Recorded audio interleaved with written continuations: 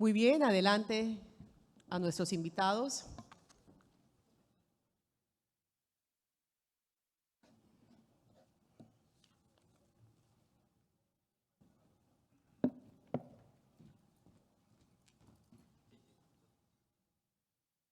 Está abierto. Ah, ya.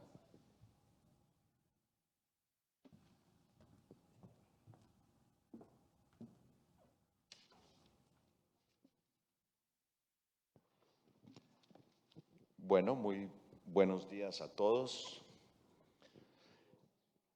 Quiero agradecer muy especialmente a Olga Pérez y Alberto Olarte por la invitación que nos han hecho para participar en este panel y felicitarlos por la excelente organización de este congreso en el cual hemos estado ya participando de muy interesantes ponencias y realmente con una agenda académica que yo creo que ha cumplido absolutamente las expectativas que teníamos todos al venir a esta cita anual de nuestro sector.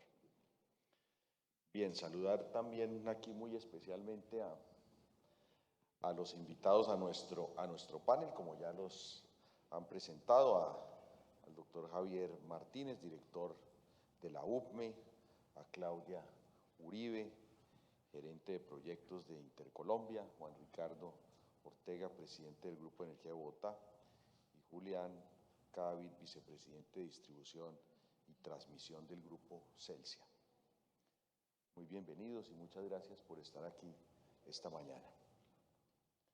Vamos a abordar en este panel un tema que es absolutamente sensible para el sector eléctrico de cualquier país y particularmente el nuestro, que está en pleno desarrollo. La construcción de nuestros proyectos de infraestructura, que realmente son los que viabilizan todo nuestro sector, que viabilizan también la política pública en materia energética y que al final pues son los que permiten que cumplamos todos los objetivos que nos hemos trazado como país en esta importante materia. Desarrollar los proyectos de infraestructura es una labor muy compleja. Eso vamos a eso vamos a dedicarnos ahora un rato a escudriñar cuáles son los principales problemas que afrontan desde la misma planeación de los proyectos y de la expansión del sistema a nivel nacional hasta las empresas que tienen la responsabilidad de desarrollar en el día a día estos proyectos.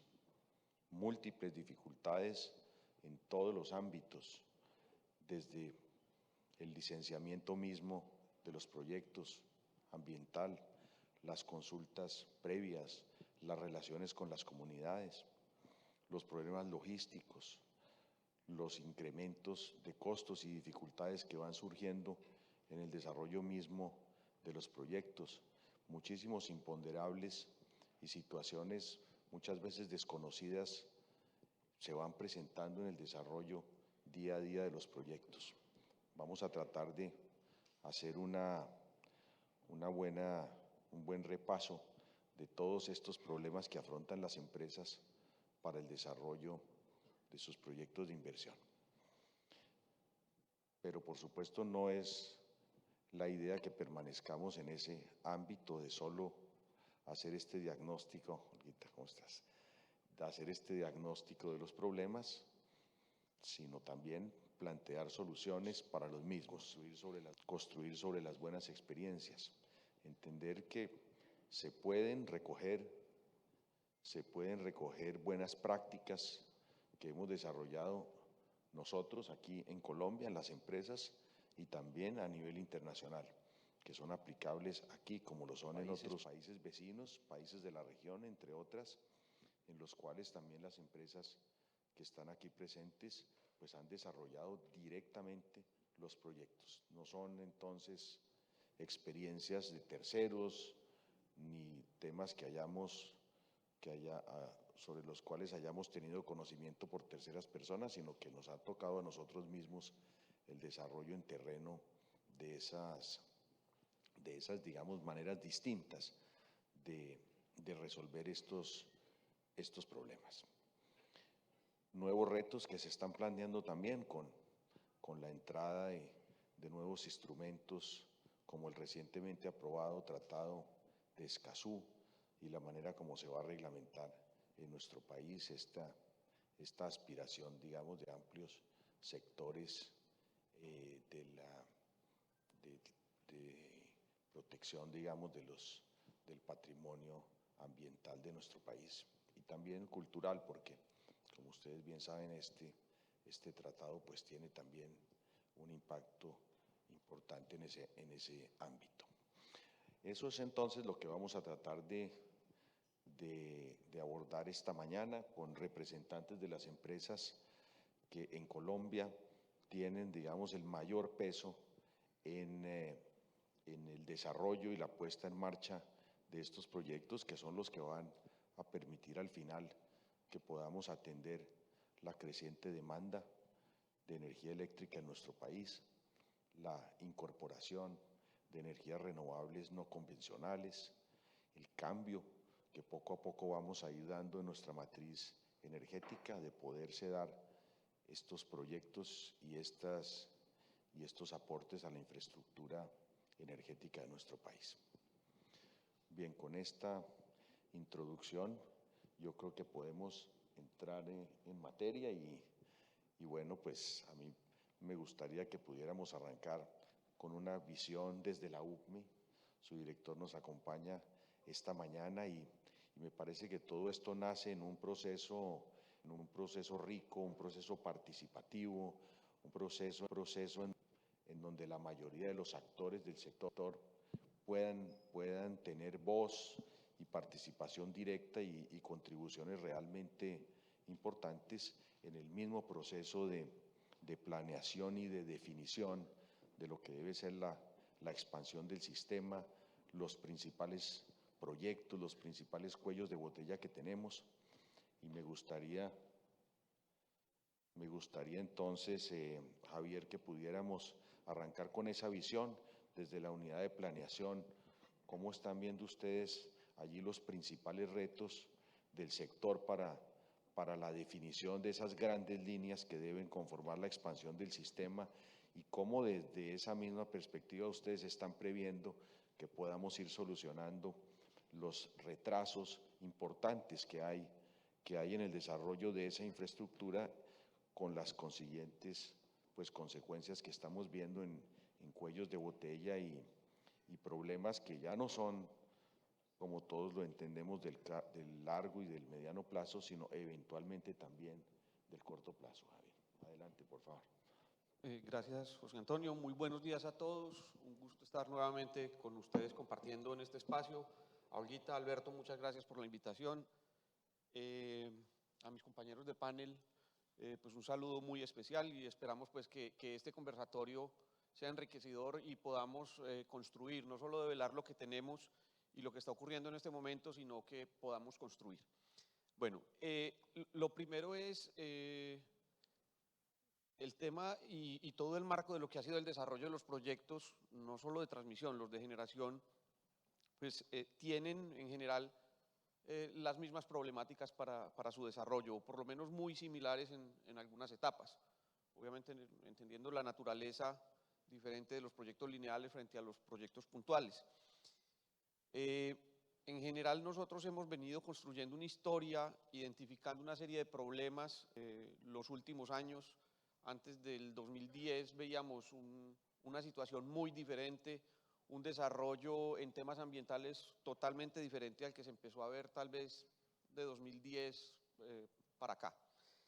Eso nos ha llevado a tomar decisiones, a implementar aspectos particulares en la planeación y hemos venido madurando aspectos de esta pues al punto de involucrar todo el análisis previo ambiental en la misma planeación. Hoy en día tenemos 3 momentos de análisis importante. Ese proceso de maduración nos ha llevado a realizar 3 momentos muy importantes. Uno en el momento en que se está definiendo la obra, que nos permite identificar elementos importantes, tomar decisiones y eventualmente cambiar decisiones frente a una obra, cambiar una obra por otra, porque físicamente, por un tema ambiental, social o por lo que corresponda, no se puede realizar.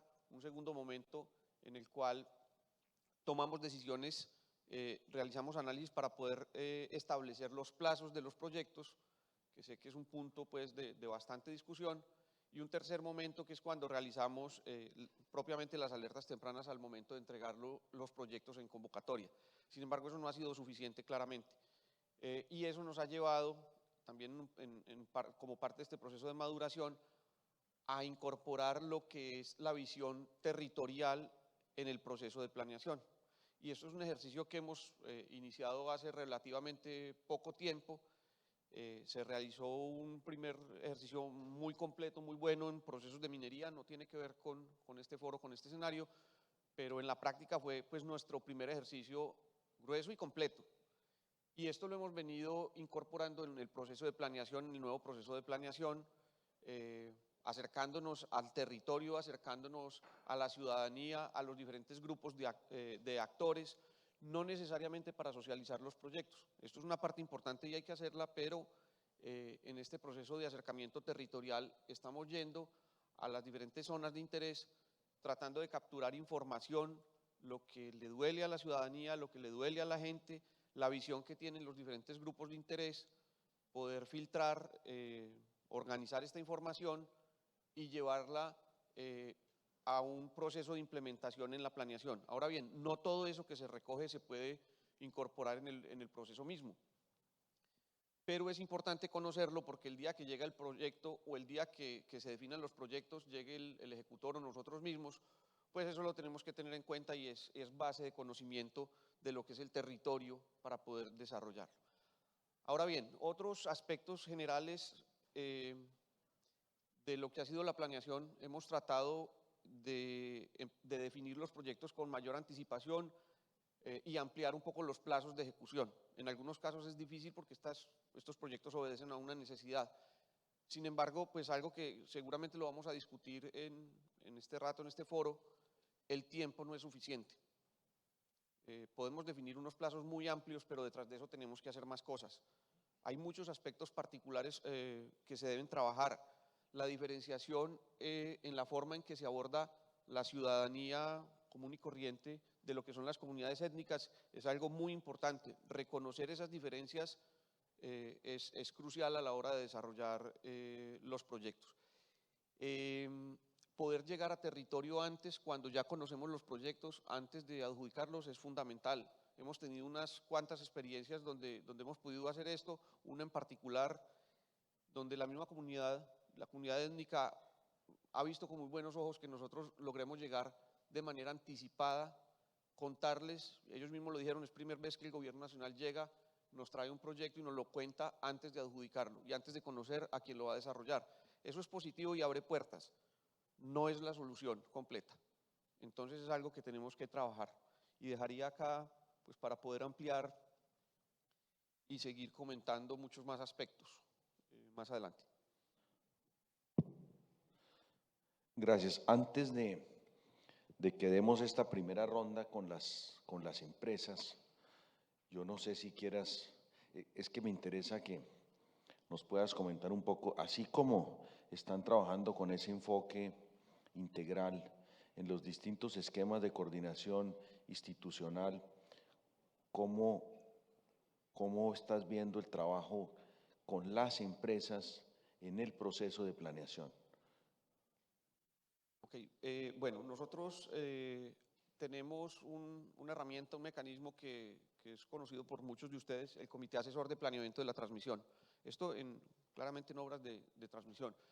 Es un comité que está integrado por diferentes empresas, hay una clasificación, transmisores, generadores, operadores de red, e incluso participa la demanda. Hay 3 representantes de la demanda allí. En lo que tiene que ver con proyectos, pues allí se definen cosas, se realizan recomendaciones, discutimos temas del desarrollo mismo eléctrico de los proyectos y de los plazos. Esto ha sido, pues, digamos, es una herramienta fundamental. Aquí también llamo yo un poco la atención y hago una invitación, ya que estamos, pues, varias de las empresas que participan de este comité, la importancia de la coordinación entre los participantes de corte analítico frente a las divisiones de ingeniería, porque realmente a quienes les duele el desarrollo del proyecto una vez es adjudicado es a estos equipos de ingeniería, y son ellos los que conocen en territorio muchos más detalles. Entonces, esa participación de estos equipos en las fases tempranas de definición y propuesta de los proyectos es fundamental. Allí la participación de ellos, tiempos, aspectos particulares, temas ambientales, sociales, miles de detalles que se deben tener en cuenta desde una fase anticipada. Ahora, este grupo, este comité, tiene un subgrupo de corte ambiental social. Allí no se limita la participación de ninguna empresa, incluso los nuevos transportadores que han surgido de las convocatorias participan allí. Entonces, pues es un trabajo muy amplio y esos espacios tenemos que aprovecharlos. Entonces, este es uno de tantos elementos que tenemos, y algo que también hemos venido trabajando, todavía no está al público, no está afuera, es en el marco del sistema de información. Hemos venido integrando diferentes sistemas de orden ambiental, algunos territoriales, información que hemos ido levantando, y con esto estamos consolidando un sistema que internamente nos sirve a nosotros para tomar decisiones, realizar análisis, pero que también quedará disponible en un tiempo, no solo para los transportadores, en general para la ciudadanía, porque aquí viene un segundo punto y no voy a entrar en mucho detalle, la importancia que a nivel de los proyectos de generación se puedan realizar análisis similares. Obviamente es una naturaleza diferente, pero que se puedan realizar esos análisis de alertas tempranas, de indagación del territorio para ver qué pasa, el tema de superposición de proyectos allí es fundamental. Todo este tipo de cosas es válido que se realice desde una etapa temprana. Bueno, vamos a empezar ya entonces en el ámbito de las empresas. Con Claudia, me gustaría que nos dieras como un primer balance de lo que han encontrado ustedes digamos, en estos últimos años en materia de dificultades, problemas en el desarrollo de los proyectos. ¿Cómo es el balance que hacen ustedes de lo que han encontrado, la manera como lo han ido solucionando y algunas experiencias que quieras compartir con nosotros particulares de proyectos? Muchas gracias, José Antonio. Buenos días a todos. Gracias por la invitación. Hoy, en nombre de ISA y del rol que jugamos como el mayor transmisor a nivel nacional, pues creo que es fundamental contarles un poco de nuestra experiencia. Y ahí, antes de entrar en el detalle, José Antonio, de lo que me preguntas y de cuáles son esas problemáticas específicas que encontramos, me voy a devolver un poco al tema que mencionaba Javier. Yo quisiera retomar algunos de esos aspectos. Me voy a permitir también ser un poco crítica, lo hemos hablado en distintas instancias, y podría enmarcar la problemática como en dos grandes grupos. El primero, el de la transmisión en sí misma, que tiene que ver, uno, con los temas de la planeación, de la expansión, y dos, con necesidades de articulación. Y luego, sobre esas necesidades de articulación, entonces, haremos el doble clic, porque es ahí donde encontraríamos probablemente las soluciones a las problemáticas específicas ya en el desarrollo. Pero para no dejar pasar el primer tema, yo creo, y ya lo mencionaba, que debemos hacernos como un doble clic, ser críticos frente a qué tan oportuna está siendo hoy esa planeación de la expansión y qué tan oportuna está siendo la posibilidad de ejecutarla. Ayer hablaba, por ejemplo, Alejandro Lucio, del potencial que tenemos en proyectos de generación, 55.000 megas que estarían listos desde el punto de vista del recurso para ser evacuado. Cuando hablamos de transmisión y de conexiones, sabemos entonces que necesitaríamos dar una respuesta mucho más ágil con la transmisión. ¿Y qué es esa respuesta más ágil? Este comité asesor que menciona Javier, que es una herramienta muy valiosa y que ha venido haciendo un trabajo muy importante, está lento. En este momento estamos lentos con las reuniones, con la oportunidad y la frecuencia de esas reuniones, y estamos lentos también con la publicación de las convocatorias. Hoy tenemos proyectos que se identificaron desde el plan de expansión de 2016 que no han salido todavía convocatoria. Y cuando pensamos en ISA, por ejemplo, y vemos las oportunidades de inversión a nivel Latinoamérica, incluyendo Brasil, Chile, Perú, Bolivia, Panamá, Colombia, lo que vemos a 2023 en Colombia como oportunidad de inversión asociado a plan de expansión representa solo el 3% de la inversión identificada en ISA. Y si nos vamos a 2024 es solo el 1.5%. Es decir, hay que meterle un acelerador al tema. Ese es el primer mensaje. Creemos además que debemos cambiar la manera de hacer esa planeación.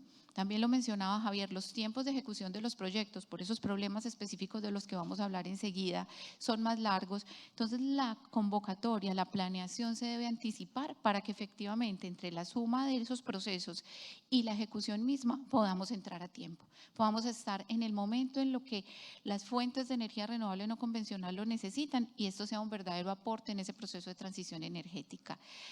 Ahí, entonces, creo que lo dejaría, agregando solamente que probablemente esa planeación central que tenemos hoy necesite una mirada nueva, una planeación descentralizada, una planeación vinculante o una planeación anticipada desde el punto de vista de probabilidad de conexión y de necesidades por todo lo que estamos viendo. Hay que reconocer el trabajo de la UVME, hay que reconocer lo que han significado particularmente estos últimos 2 años, todo el tema de ventanilla única y la posibilidad que eso nos da de organizar el panorama, pero creo que ya es el momento entonces de meterle el acelerador al tema de la expansión y de la publicación.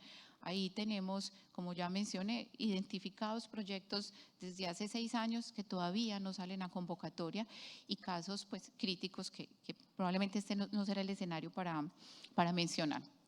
Ahora sí, volviendo a los proyectos, entonces, José Antonio, ese segundo punto, el de la articulación de diferentes entes del Estado que se vuelve necesario o se evidencia por esos problemas del día a día. ¿Cuáles son esos del día a día que hacen que los tiempos de los proyectos sean más largos? Yo creo que tenemos unos en etapa de licenciamiento, todo lo que está asociado a consultas previas.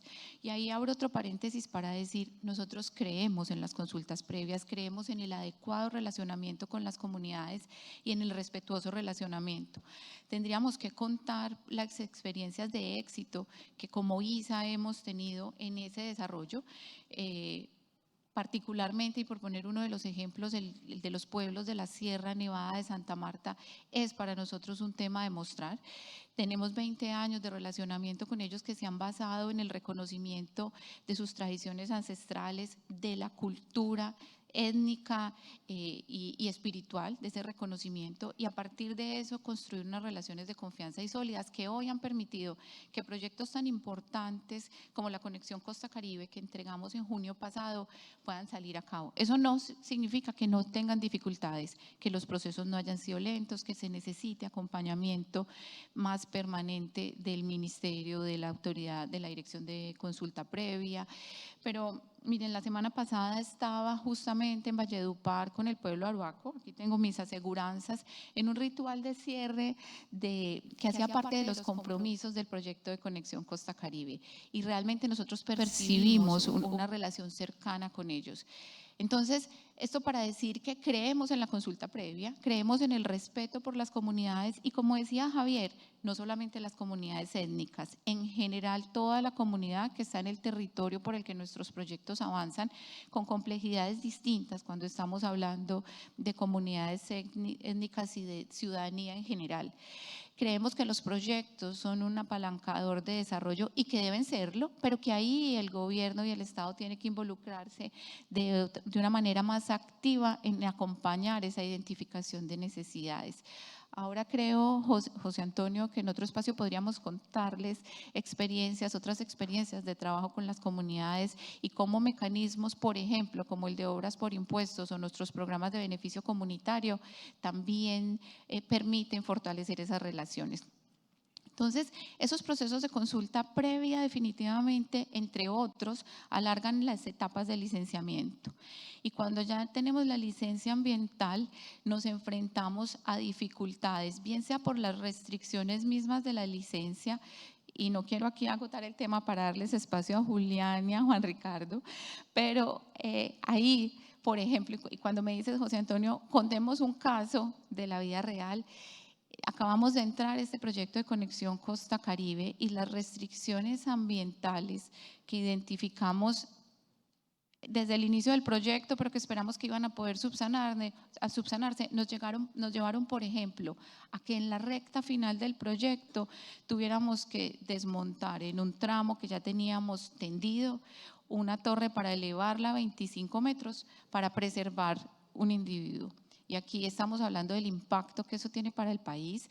Seguramente muchos saben que después de la entrada de este proyecto hubo una reducción importante en las restricciones, una reducción real en el costo de restricciones, y sin embargo, pues se deben implementar esas medidas en unas etapas de recta final, que si probablemente lográramos un balance sin poner de lado el cuidado del medio ambiente, la biodiversidad y de los ecosistemas, pero en un justo medio y entendiendo que hacemos compensación de esos impactos, probablemente lograríamos recortar un poco esos tiempos de ejecución.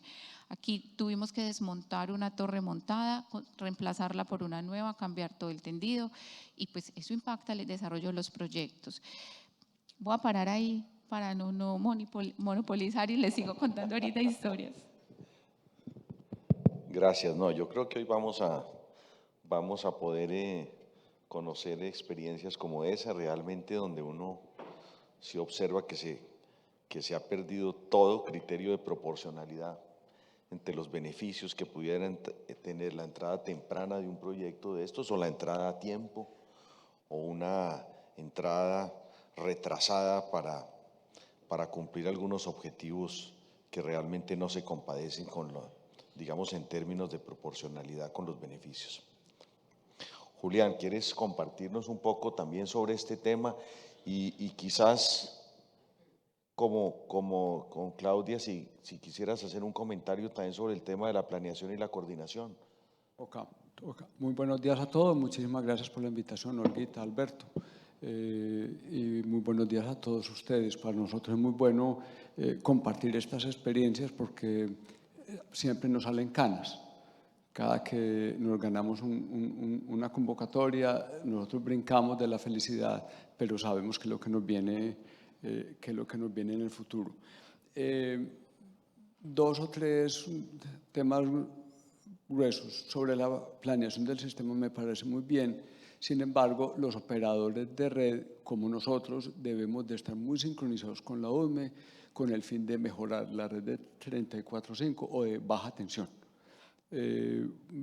Porque no podemos desconocer qué es lo que pasa en los clientes finales. Los clientes finales ya tienen batería, ya tienen carros eléctricos, ya consumen de una forma diferente y hay que acomodar nuestro plan de proyección de las líneas de distribución junto con el STN. ¿Sí? Que ahí nos falta algo por sincronizar con la UDME, que nos parece bien importante. Que eso va a viabilizar mucho la generación distribuida. Ya llegó la generación distribuida, ya llegaron los carros eléctricos y ya llegaron unos equipos que aumentan el consumo de la energía y estamos tratando de hacer eso. Ya hemos hablado mucho de las oportunidades de tiempo, no. Sin embargo, lo que vemos, hace un mes estuvimos con Javier, con una lideresa en el Valle, muy reconocida, y nos decía lo que Javier estaba comentando. Qué tan bueno que el gobierno, qué tan bueno que el Estado le participe a todas las comunidades las nuevas líneas, los nuevos generadores. Ellos se quejan de ese vacío que se tiene. Entonces llegamos las empresas y no nos creen mucho.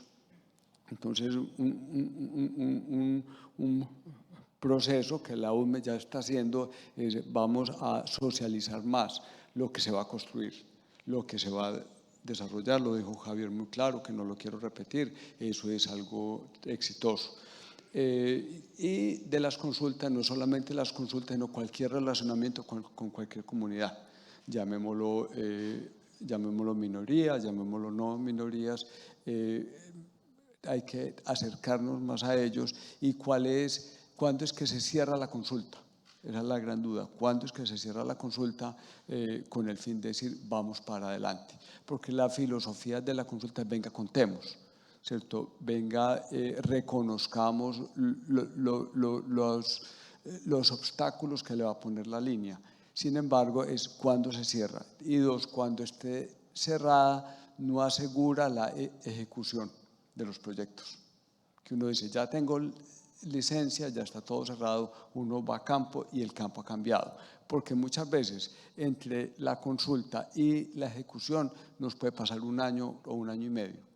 Entonces, las empresas no nos podemos ausentar en ese año, año y medio, ¿cierto? Tenemos que seguir, sino a la comunidad se le olvida lo que había pactado, lo que habíamos organizado. Entonces, ahí tenemos un reto en la velocidad en que nos aprueben el DA, que nos aprueben la licencia ambiental y poder empezar a construir. Porque nos está pasando cuando nosotros nos ausentamos y volvemos, es casi volver a empezar. Yo no sé si a ustedes les ha empezado, ya les ha sucedido, entonces es uno como le da continuidad. Y lo otro es, cuando está en operación, tampoco nos podemos olvidar de las comunidades. Entonces, ¿cómo, sin reemplazar el Estado, cómo hace para poder seguir viabilizando? Esos son los grandes retos en los temas sociales. Y en los temas ambientales es muy bueno tener una unicidad de criterio de las corporaciones y del ANLA, ¿cierto? Porque hay unas corporaciones, ustedes saben que cada departamento tiene su corporación y la corporación limítrofe de la una con la otra va cambiando los aspectos, va cambiando las necesidades, va cambiando lo que requieren, va cambiando las compensaciones. Entonces a uno lo deja mal ubicado. Y hay unas corporaciones que tienen 2 o 3 zonas dentro del mismo departamento que también cambian sus criterios. Entonces, uno tiene 2 o 3 criterios en el mismo departamento. Entonces, ¿cuál es el reto? ¿Cómo nos unificamos? ¿Cómo unificamos con las corporaciones? ¿Cómo unificamos los criterios para las medidas ambientales? Hay unos países de la región que le entregan a uno la licencia. Una maravilla, ¿cierto? Una maravilla, uno sabe cuánto vale, cómo hace, y les dice que hay unas discusiones con Javier que a la no le gusta. Sabemos eso, no es ni malo ni bueno, son decisiones, ¿cierto? Entonces, uno ve que hay unas formas de acelerar más la ejecución con un acompañamiento del Estado, que me parece importante. Gracias, Julián. Juan Ricardo, el Grupo de Energía de Bogotá tiene a su cargo la construcción de los proyectos subestación y líneas de colectora. Este proyecto es el que va a permitir pues, evacuar todas estas energías renovables no convencionales de La Guajira y que pues, realmente son las que están llamadas a contribuir a un cambio en nuestra matriz energética. Yo creo que allí en ese proyecto, Juan Ricardo, si nos puedes compartir los retos que han tenido ustedes que enfrentar en el desarrollo particular de ese proyecto, ahí pudiéramos hacer, mirando a través de ese proyecto concreto, las dificultades que hay para desarrollar todos los proyectos en el país. ¿Por qué no nos cuentas un poco, tomando, digamos, como base ese proyecto, tratando de dar una mirada a las dificultades generales que enfrentamos para el desarrollo de proyectos de infraestructura?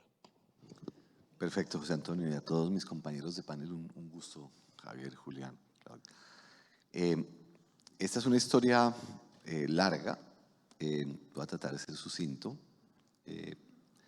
Yo creo que tenemos problemas severos de coordinación entre las entidades del Estado. Hay personas que hacen esfuerzos, pero es un tema de personas, no es institucional. La parte de comunidades indígenas, consultas previas, medio ambiente, ANLA, el ICANN, uno no logra tener la disponibilidad del personal con la oportunidad y con los tiempos que se requiere. Obviamente aquí tuvimos el problema de la pandemia, eso afectó profundamente, la Procuraduría tomó decisiones que se podrían haber consultado y entendido más, que tuvieron un impacto enorme en el desarrollo de los proyectos al prohibir consultas virtuales por una supuesta violación de un derecho. Creo que hay un reto gigantesco en la identificación de las personas que genuinamente se consideran los líderes o las autoridades ancestrales de las comunidades. Creo que como país no contamos con una forma de en realidad conocer poblaciones que son bien heterogéneas y distintas e intereses políticos de municipalidades o de los ministerios donde escogen personas con objetivos políticos que no necesariamente coinciden con las personas que la comunidad considera que es su autoridad ancestral. Entonces eso genera que desde el punto de vista de lo formal uno avance, pero desde el punto de vista de la percepción y de los sentimientos y de la capacidad de la comunidad de reconocerte como un interlocutor que ha respetado sus diferencias culturales y su diferencia en visión de vida, es un tema muy profundo y es un tema muy incómodo probablemente de discutir. O sea, nosotros creo que no hacemos la tarea lo suficientemente diligente como sociedad de entender cómo es que se combina las autoridades formales y la política con lo que son las culturas de unos pueblos que son distintos. Y esa forma en que se sobreponen la una sobre la otra son fuentes de conflicto, de enorme desconfianza. Y eso pues frena, traba. Y hay un componente importante de oportunismo. En la parte de lo que es la Loma Cuestecita, las cosas van muy bien. El trabajo de Isa con las comunidades de la sierra es un pilar de confianza. Uno sobre ese pilar de confianza continúa con esa misma confianza. Las empresas que están aquí sentadas son empresas con procesos, procedimientos serias. Nosotros no podemos sacar una cosa que es mentira, respetamos las leyes, somos todos juiciosos. Entonces eso se puede construir. Cuando uno ya llega a Cuestecitas Colectora, donde es la población wayú, pues estás lidiando como con 212 comunidades, ¿no? Grupos distintos, en el cual los que lograron representaciones que son genuinas, como los grupos indigenistas, población wayú, las cosas han fluido. Pero ahora nos quedan aproximadamente 12, en las cuales hay 4 que tienen asesores que son literalmente personas que extorsionan, ¿no? Que están pidiendo 13.000 millones de pesos, ¿no? Cifras absolutamente estrambóticas, y no es claro el país cómo lidia con esos personajes, ¿no? Y no es claro por qué se le puede dar a esos personajes ese poder de casi vetar y atravesarse y generar unas dificultades muy complejas. Y hay un problema muy complejo en La Guajira, que son esos conflictos continuos. El narcotráfico ha permeado muchísimo. Es un tema que en la sierra no se puede descuidar. O sea, si uno habla con la gente de la sierra y los escucha, el narcotráfico está haciendo mella en la región, destruye las fibras de las sociedades, meten personas a liderar que no son en realidad representativas. Entonces, yo creo que el tema de la violencia del narcotráfico pues hace que haya unas 9 comunidades en las cuales pues no los podemos reunir porque se están matando en lo que ellos llaman crímenes de sangre. Entonces te queda una pregunta. Nosotros confiamos en que nos van a quedar faltando 8 ahorita el próximo mes, en el mejor escenario, pero de esas 8, ¿cómo se va a resolver? 4 porque piden cosas estrambóticas y las otras porque genuinamente no es claro quién está en la capacidad de tomar una decisión o llegar a un acuerdo o representar a una comunidad, porque están en lo que llaman una cacería, que son cosas que a mí me cuestan mucho trabajo intelectualmente, pero que desafortunadamente es parte de la tragedia que se vive en esta zona. Y ahí viene un tema que deberíamos todos ayudar a pensar y trabajar. El test de proporcionalidad, que fue como la salida que le dio la Corte Constitucional, es algo que se ha aplicado para leyes, ¿no? Como el plan de desarrollo, pero para estos proyectos, en una comunidad que nunca se convocó, ¿quién es el que funge dentro del Estado como el representante de los intereses de esa comunidad en ese proceso? Para poder garantizar que hubo una representación y hubo una contraparte independiente, genuina, que de la mejor manera lo representó.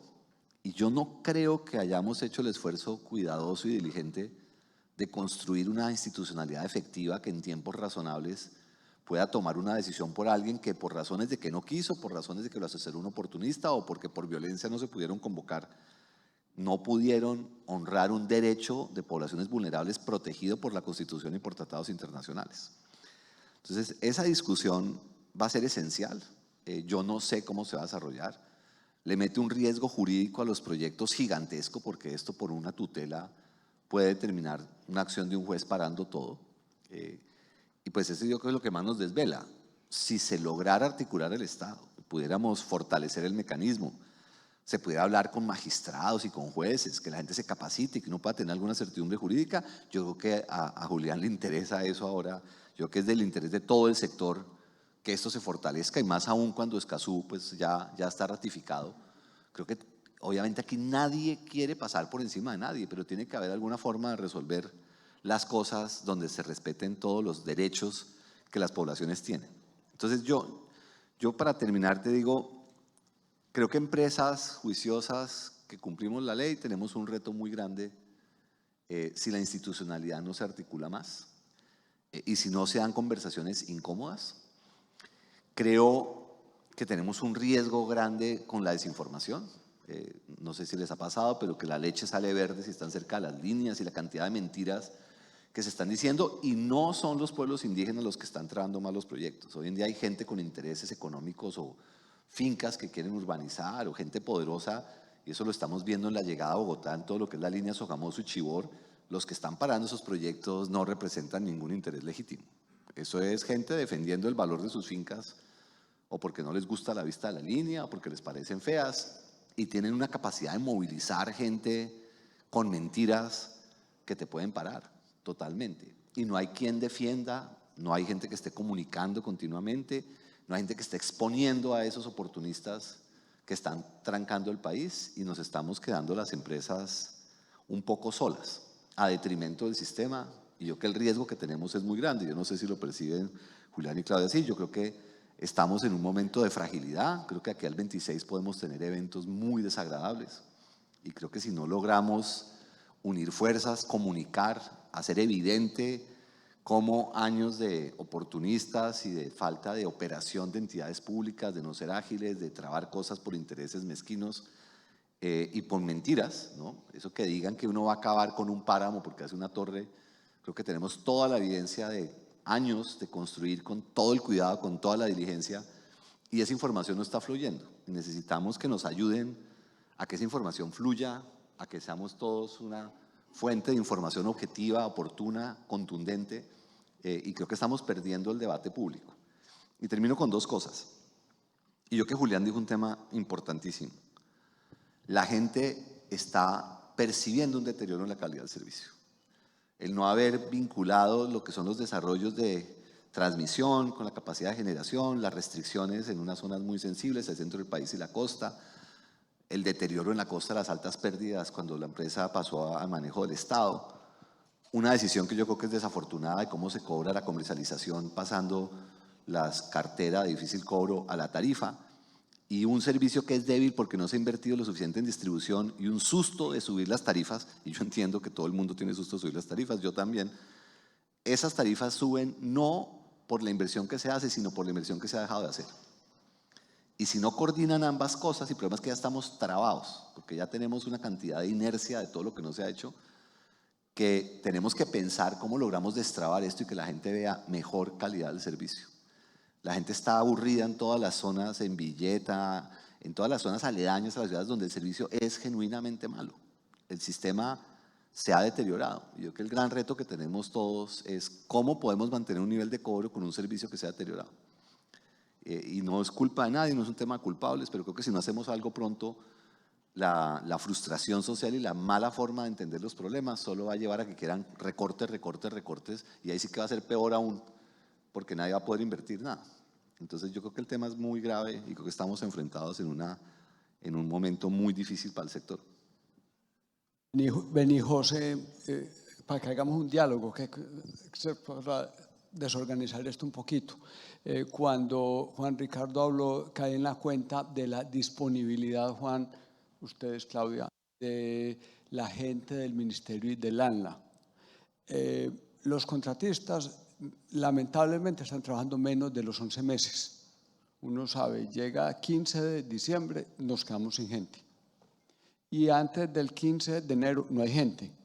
Y si estamos de buenas, vuelven a entrar los mismos. Y si estamos de malas, entra gente nueva. Y la gente nueva volverá a empezar. Entonces, qué bueno que el gobierno, qué bueno que el gobierno, que el Estado, que las entidades le dé una continuidad a estas personas. Una continuidad que uno pueda trabajar hasta el 28 de diciembre, sin ningún problema. Salgan a vacaciones y todo, pero las entidades se suspenden, ¿cierto? Hay una suspensión brutal entre el 15 de diciembre y el 15 de enero, cuando estamos de buenas. Entonces, realmente son 11 meses, 10 meses y medio de continuidad de uno poder decir, va a la licencia, va al DA, acompáñeme al campo a hacer las consultas, porque hay que acompañarnos de ellos. Que el gobierno, darle una señal al gobierno, una continuidad de esta gente, que es bien importante, porque generalmente volver a empezar. Sí. Dale. Yo tomaba aquí. Ya. Tomaba aquí nota mientras escuchaba a Juan Ricardo. Había mencionado al principio y lo dejé como titular el tema de la articulación. Y aquí voy a recoger de ahí solamente lo que tiene que ver con la articulación entre las autoridades ambientales y un poco de la mano de lo que menciona Julián. El proceso de licenciamiento, pero no solamente ese, sino de ejecución, es para nosotros una peregrinación, no solamente con la ANLA, el Ministerio de Medio Ambiente, sino la Dirección de Parques, la Dirección Nacional de Consultas Previas. Miren, nosotros tenemos un caso en este momento de un proyecto de la relevancia que tiene la conexión Copey-Cuestecitas, porque es justamente a donde va a llegar Colectora y sabemos que es la vía que necesitamos para evacuar todas esas energías renovables. Y estamos parados realmente porque la ANLA dispone algo y el proyecto pasa por una reserva de la sociedad civil. No están los elementos jurídicos para que nosotros podamos viabilizar el proyecto a pesar de tener licencia y dependemos de voluntad de particulares, por ejemplo. Y entonces ahí es donde empieza esa peregrinación, la Dirección de Parques, el Ministerio y los diferentes entes del Estado sin lograr viabilizar el proyecto. Y eso al final, nuevamente, en contra de los tiempos y los riesgos que eso representa para el país. Ahí dejo con los temas ambientales, articulación se necesita en otros, en los prediales, en los de riesgo público y de acompañamiento del Estado desde el punto de vista sociopolítico, de fuerzas militares y de articulación, pero lo dejo para la siguiente. Gracias. Sí, yo quería volver aquí, Javier, retomando un poco lo que decía Juan Ricardo, esos grandes cuellos de botella que ya hemos identificado. Juan Ricardo mencionó el tema de la zona oriental, crítico. ¿Ustedes dónde tienen identificados, además de la zona oriental sobre la cual me gustaría que hicieras algún comentario, otros cuellos de botella críticos en este momento en el desarrollo de infraestructura? ¿Y qué planes tienen? ¿Qué piensan hacer en el inmediato futuro, Javier? Ok, sí, bueno, me voy a referir a tres situaciones particulares que están asociadas inicialmente con lo que estamos tratando, que es la problemática del atraso de los proyectos. Lo primero es el tema del área oriental. Es un tema complejo porque hay tres grandes proyectos del sistema nacional, uno del sistema regional, bueno, realmente dos del sistema regional que están en problemas. Llevan mucho tiempo, el de 230, Chivor Norte, Bacatá, es un proyecto que ha debido entrar en 2015, el de 500, que es Sogamoso Norte, Nueva Esperanza, ha debido entrar en 2017, y pues los estamos previendo, digamos, como hacia el año 25, ¿sí? El del sistema regional de norte, asociado a norte, pues está ahí detrásito.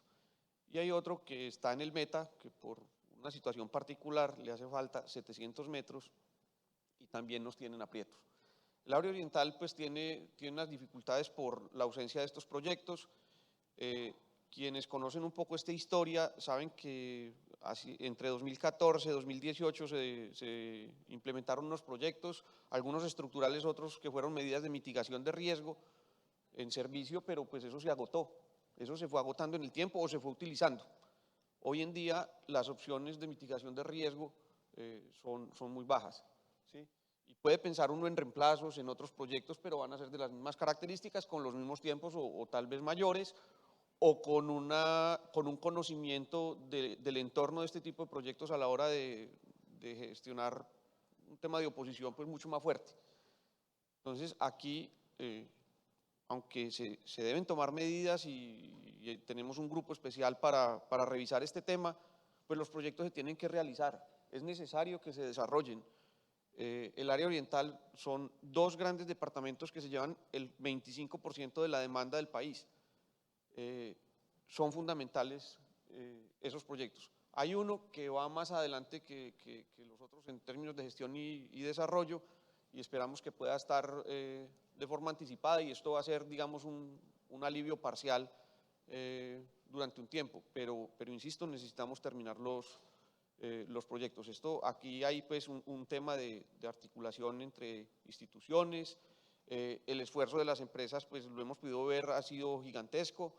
El tema del acceso y de abordar la ciudadanía también ha sido muy importante, pero pues el tema de la oposición sigue. Ese tema es bastante difícil, y por eso hacía énfasis cuando comencé que el asunto de tratar comunidades étnicas es muy diferente a tratar la ciudadanía regular. Es un tema de percepción muy diferente, es un tema de abordar muy diferente. A veces, a pesar de que se conozcan las cosas y sean conscientes de que muchos de los elementos que se están hablando pueden ser mitos, simplemente no se quiere recibir ni a la empresa ni a una institución del Estado. A veces es muy complejo esa gestión. Entonces, eso pues por un lado. Me voy a referir a otros 2 casos que tienen un entorno un poco distinto. Guajira, Cesar Magdalena. Allí hay 2 situaciones que son, digamos, con orígenes distintos. Uno es la conexión de los proyectos de renovables, que están pues en los 3 departamentos, y otro la prestación del servicio, la deficiencia pues en la calidad, la disminución de calidad en la prestación de servicio. Entonces tenemos grandes proyectos del sistema nacional que principalmente han ido direccionados a permitir la conexión de generación y a reducir el tema de restricciones. Hemos definido 9 obras, tenemos en este momento 9 obras, no 9 convocatorias, 9 obras que están en desarrollo, unas más avanzadas que otras. Allí hay proyectos nuevos y ampliaciones, pero con todos los problemas que ya conocemos. Tema pues de lo de colectora, los otros proyectos que están a cargo de Intercolombia, y algunos de los elementos son comunes, ¿sí? Ahora, esto nos ha llevado a esta situación y la preocupación de que los proyectos de generación no han podido entrar, y pues sabemos que son necesarios. Esto genera competencia, tiene una serie de beneficios bien importantes que ahora pues que tenemos la situación de tarifas tan compleja, tener esos proyectos allí en competencia es necesario y es positivo, y con seguridad le pega pues a este tema de gran medida. Ahora, esto lo tenemos que dividir en 2, Cuestecitas hacia el norte, Cuestecitas hacia el sur. Cuestecitas hacia el norte tenemos colectora, y definitivamente si ese proyecto, si esa parte de la obra no está, 1050 megavatios todavía no pueden entrar a funcionar. Ahora bien, hay otros proyectos que van un poco más avanzados, con menos dificultades, tienen menos densidad de comunidades por kilómetro, y como les digo, van un poco más adelante. Estos son los que nos van a permitir conectar ese gran grupo que tenemos, que son cerca de 1200 megavatios en esa zona, pues digamos alrededor de Cuestecitas, lo que es la Guajira. Entonces, pues digamos, es una salida, es un respiro, un alivio, no es la solución completa, y como les digo, también hay que seguir trabajando. No hay medidas alternas para este asunto. Ahora, hay otro tema que tiene que ver con la prestación del servicio, y es la necesidad del trabajo articulado con el operador de red, avanzar, terminar obras que venían de convocatorias anteriores de lo que fue conocido como el Plan 5 Caribe. Hay todavía algunas que están allí en desarrollo, han tenido también dificultades, otras que son propias del operador de red, y hemos venido pues generando esa dinámica con el cambio de operador, y esto ha sido positivo, pero pues aún le falta. La otra área que quería referenciar que también tiene, digamos, una situación particular derivada de atrasos de los proyectos es el suroccidente. Suroccidente es todo lo que es del eje cafetero hacia el sur, Valle del Cauca, Cauca, Nariño, Putumayo, Huila. Tenemos el proyecto de refuerzo suroccidente, un proyecto en 500 kilovoltios, 3 líneas de transmisión, Heliconia Pereira, Pereira Cali, Cali Jumbo. Estamos cerrando el anillo. 2 de esas, Heliconia Virginia, están en construcción y Cali Jumbo están en construcción. Espero que en poco tiempo las podamos tener ya en servicio y esto seguramente va a aportar un alivio, pero hay otra en la cual tenemos un problema gigante, grande. El tema de la oposición ha sido complejo, esto de alguna manera llevó a repetir el estudio de impacto ambiental y ahora pues se tienen unas dificultades particulares incluso con comunidades, un asunto de test de proporcionalidad que no voy a entrar pues en detalle, el doctor Juan Ricardo lo conoce y seguramente lo expondrá con detalle, pero esto nos ha llevado a que el proyecto no entre, no pueda avanzar, o por lo menos no pueda avanzar como queremos y como necesitamos y nos está llevando hacia adelante. Y en algún momento esto ya va a empezar a generar dificultades como en el área oriental. Valle del Cauca, fuera de los proyectos solares con renovables, no tiene otros proyectos de tecnologías firmes que soporten el sistema. Tenemos Ecuador, pero necesitamos algo más. Esta línea se requiere y aquí hay que seguir trabajando. Le falta poco para lograr licenciamiento ambiental, pero necesitamos llegar a esa meta volante. Necesitamos llegar ahí para poder avanzar, poder iniciar construcción de esta línea que es bastante larga y poder avanzar. Entonces, pues digamos, estos son los problemas reales que tenemos. Con seguridad, si esta conversación la tenemos con XM, nos va a contar muchos más detalles de las situaciones particulares en la operación que tenemos por la ausencia de todos estos proyectos y muchos otros, pero tenemos, insisto, que salir al otro lado. Definitivamente son necesarios, nosotros hemos tratado de venir acompañando los diferentes procesos de socialización, divulgación, y bueno, es parte de lo que se debe continuar realizando en todos estos proyectos. Nuevas convocatorias. Bueno, esa parte se me escapaba. En este momento tenemos 15 proyectos que van a ser objeto de convocatoria pública, tenemos unos asuntos de trámites en este momento y antes de finalizar el año estaremos abriendo entre 3 y 5 convocatorias. Esto depende un poco de temas de garantías de los usuarios, principalmente proyectos de generación en algunos casos. Los operadores de red también tienen un tema de garantías allí, pero igual tenemos el mecanismo de las convocatorias del STR, que en caso de que alguno de estos operadores de red decida no iniciar con su propio proyecto, pues entonces llevaremos esto a convocatoria pública del STR. Para esto, pues nosotros, siendo un poco previsivos, cada que estructuramos un proyecto del STN, siempre estructuramos el del STR, por si las moscas, por si acaso. No sabemos, en algún momento un operador de red, por la razón que sea, que no vamos a entrar a realizar juicios, toma la decisión de no ejecutar la obra, pues ahí tenemos que entrar nosotros. Y aquí me adelanto un poco a algo que probablemente más adelante lo discutamos, la importancia, lo decía Julián, la importancia de la coordinación nuestra con los operadores de red. Los operadores de red son actores fundamentales en muchas de estas obras. Todo el tema de identificación de un asunto tan básico como la identificación de los lotes para las subestaciones de forma anticipada es clave. Tratar de acercar esas subestaciones a las líneas existentes cuando se van a intervenir es fundamental, es una intervención menor en el territorio que nos puede causar menos problemas. Yo pongo un caso acá a nivel de planeación. La subestación Sagún casi que la dibujamos buscando que fuera debajo de la línea. ¿Sí? No en todos los casos esto se puede hacer, pero tratamos de llegar a esto para evitarnos problemas de intervención en el territorio, tratar de incomodar menos a los vecinos y que los proyectos puedan estar a tiempo. Afortunadamente este proyecto logró no solo entrar a tiempo, logró entrar de forma anticipada y con la solución de la conexión del proyecto de generación que está allí y bueno, esto nos va a habilitar otras cosas del sistema regional.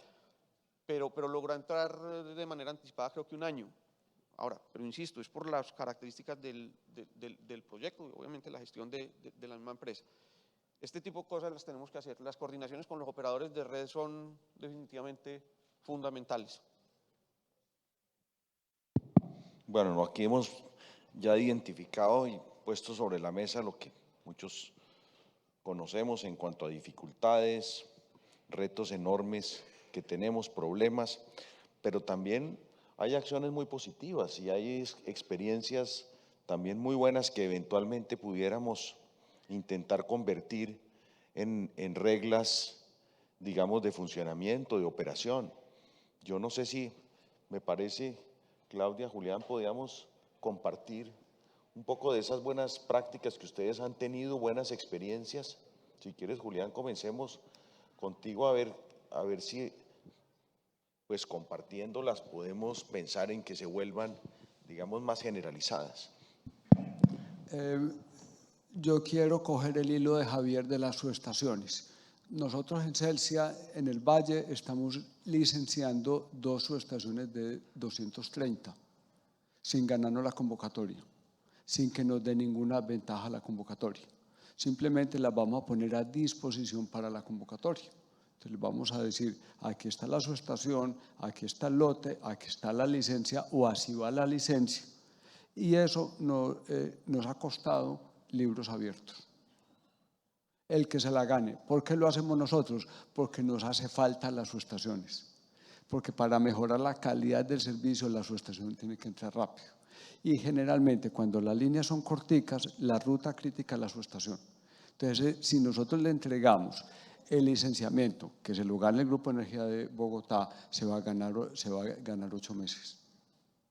Y es construir 4 kilómetros de línea o 5 kilómetros de línea. ¿Quién se beneficia? Se beneficia los clientes del departamento, nos beneficiamos nosotros como operadores de red y el proyecto es más fácil. Entonces, es que tan bueno que los operadores de red empecemos a ver todas esas señales y empecemos a trabajar. Eso gana mucho tiempo, lo que nos pasó con Sagún. Mire que Sagún lo podemos entrar con 1 año de anticipación y casi que lo entregamos como con 18 meses antes. Tuvimos unos inconvenientes con algunos equipos y con algunas diferencias ahí, ¿cierto? Pero es mucho más fácil. Entonces, ¿a qué los invitamos? A esa experiencia. La experiencia 2, mano de obra.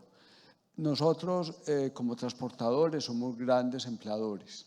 Si empezamos a sumar los empleos que hace ISA, que hace el Grupo de Energía de Bogotá, que hacen los que se han ganado todas las convocatorias, que hacemos nosotros, facilito, pues es 6.000, 8.000 empleos. Me da mucha envidia de lo que hizo ISA con unas empresas que fue la Escuela de Linieros, sí, que Claudia nos puede contar ahora. Ya llevan como 600 linieros capacitados. Hoy en día en Colombia no hay linieros. Hoy en día los linieros casi que nos los empezamos a quitar cuando estamos en la misma zona. Cuando empecemos en La Guajira a construir todas las empresas, yo no sé, en La Guajira, Javier, podemos construir a la vez 400 kilómetros de línea con lo de conexión. Sí, porque lo que contaste de eso no está lo de conexión, es qué va a pasar con los linieros. Vamos a empezarnos a discutir, a pelear por el liniero bueno. Entonces, somos grandes empleadores, hay una oportunidad del gobierno para esto y qué tan bueno irlos capacitando. Son las 2 experiencias grandes que quisiera contar, lo del licenciamiento y qué hacemos con la fuerza laboral. Claudia, adelante. Yo precisamente iba a referirme a la Escuela de Linieros. Es una iniciativa que nació en 2015, en su momento con EPM, el CIDET, algunas de las empresas, la Corporación Tener Futuro que sigue vinculada a la iniciativa. Bueno, el clúster de energía, un esfuerzo importante que efectivamente nos llevó a tener hasta 600 linieros calificados. Vino la pandemia y se nos quedó como en pausa y este año decidimos retomarla. Y con una noticia, y es que no es solamente ya la escuela, que hemos cambiado a escuela especializada del sector eléctrico, porque además queremos ampliar la formación, no solamente desde el punto de vista técnico de los linieros, sino de buenas prácticas en seguridad y salud en el trabajo, como un esfuerzo declarado de disminuir las tasas y la severidad de la accidentalidad. Pero la buena noticia es que acabamos de empezar en septiembre la escuela de linieras. Tenemos 17 mujeres inscritas de Arauca, Norte de Santander, Santander y Cesar, en una convocatoria que abrimos a nivel nacional y que yo creo que es un reto del que nos sentimos muy orgullosos para ellas. Y ahí pues tengo que decir que se me pone la piel de gallina cuando estábamos en el inicio del evento el mes pasado. Cada una de ellas tiene una historia de vida que se complejiza lamentablemente por ser mujeres, porque hay unas renuncias desde el punto de vista familiar y personal, pero que van detrás de un propósito. Ellas mismas decían, mire, a mí mi hermano o mi amigo me decía, ¿usted qué va a ser capaz? Usted floja. Yo creo que es bonito. Nosotros como Intercolombia conseguimos el año pasado la certificación de Equipares, es decir, un trabajo declarado de equidad de género, y se enmarca no solamente para Intercolombia, sino para ISA este trabajo. 17 todavía es muy poquito, lo que dice Julián, la demanda de mano de obra es altísima. De los linieros que capacitamos en esa primera etapa, muchos están trabajando fuera del país, además con unos salarios pues, que hacen que sea mucho más atractivo en Chile, en Perú, en Brasil, pero tiene que seguir, es un trabajo que tiene que seguir y el que invitamos además para que nos vinculemos conjuntamente y lo podamos potenciar. En su momento teníamos un plan de que fueran por lo menos 20 linieros en cohortes mensuales, ellos entran 3 meses como una formación intensiva y luego tienen 9 meses de práctica a lo largo del país. Estas linieras que tenemos hoy tienen un foco hacia la operación y mantenimiento, pero yo les decía el día de la apertura, me las sueño en los proyectos, de verdad que sí, y yo creo que ahí tenemos mucho por hacer. Yo creo que es una experiencia de éxito, es insuficiente. Además hay un trabajo que también tenemos que hacer en forma articulada para tratar de normalizar las condiciones de acceso a los servicios. Por ejemplo, en La Guajira, la demanda de servicios y de personal es altísima de parte de nosotros y de todas las empresas promotoras y de energía renovable, que tenemos que ver cómo vamos a subsanar, porque si no se vuelve eso que mencionaba Julián, pues nos vamos arrebatando los recursos y al final redunda es en un encarecimiento de la mano de obra, que es otro de los problemas que hoy estamos enfrentando, y las consiguientes reclamaciones de contratistas y la dificultad para sacarlos adelante. Pero para cerrar, como experiencia para contarles, la Escuela de Linieros y hoy la primera cohorte en la que estamos trabajando de linieras. Entiendo que en el trabajo que han hecho ustedes en la sierra han conseguido unas coordinaciones con las comunidades a base de generar liderazgos entre ellas. ¿Quieres comentarnos un poco esa experiencia que me parece muy positiva? Sí, el trabajo con la sierra empezó hace 20 años, cuando estábamos hablando de la conexión Bolívar, Copey, Ocaña, Primavera. Bueno, yo estaba ahí chiquita, para que no me vayan a calcular que estaba todavía ahí. Pero empezamos ese trabajo que, como mencionaba al principio, ha sido muy respetuoso. Incluso como parte de ese relacionamiento se identificaron los 53 sitios sagrados de la línea negra, de lo que hoy llamamos la línea negra. Nosotros particularmente nos hemos acercado a los arhuacos, a pesar de que pertenece a los 4 pueblos de la sierra y en los distintos proyectos, a veces las consultas son con unos de ellos, tienen dentro de su estructura algo que es muy organizado y que mencionábamos ayer con Julián. Ellos nombran un representante en función de dónde identifican los mayores impactos dentro de los pueblos de la sierra. Entonces, gran parte de nuestro relacionamiento ha sido precisamente con los arhuacos y se establece esa relación de confianza de la que hablábamos, en la que los acompañamos. Por ejemplo, estamos también cerrando una primera etapa de una escuela como con su propia cultura que se generó a partir de la conexión Costa-Caribe. Ellos en su momento nos dijeron, necesitamos no pertenecer a la escuela campesina, queremos tener una escuela propia donde podamos transmitir nuestra cultura y nuestras tradiciones, y en eso hemos venido trabajando. La preservación de sitios sagrados, respetar los temas ancestrales. En su momento tuvimos también la reubicación del cementerio del Copey. Creo que, como decía ahora Juan Ricardo, pues ha sentado bases de confianza para todos, no solo para nosotros. Y ahí me iría un poco también al pueblo Wayuu. Sabemos que tienen unas condiciones distintas, hay más comunidades, hay unos temas de representatividad un poco más complejos, pero sí quisiera contarles, por ejemplo, que mediante el mecanismo de obras por impuestos, pero en ese marco de lo que detallamos como trabajo social y de relacionamiento con las comunidades, terminamos el año pasado el proyecto de pilas públicas, se llaman Pilas Públicas de Sararao, muy cerca a Maicao, con una inversión importante y un beneficio para 81 comunidades del pueblo Wayuu, que permite disminuir, pues primero darles acceso a agua potable y segundo disminuir las distancias que ellos tenían que recorrer para acceder al agua potable. Ahí ya estamos hablando de alrededor de 7.700 personas impactadas positivamente.